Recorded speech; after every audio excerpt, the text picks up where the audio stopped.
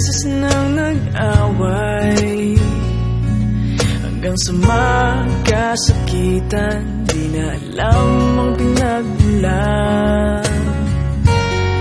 Pati maliliit na bagay na napag-uusapan, bigla na lang pinag-aawayan.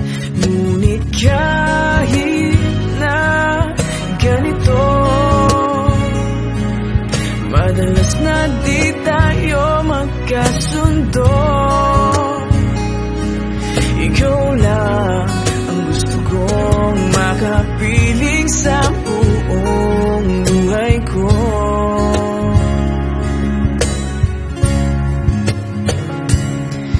Kahit na binabato mo ako ng kung ano-ano, ikaw pa rin ang gusto ko. Kahit na sinasampal mo ako at sinisip at nasusugatan mo, ikaw pa rin wala.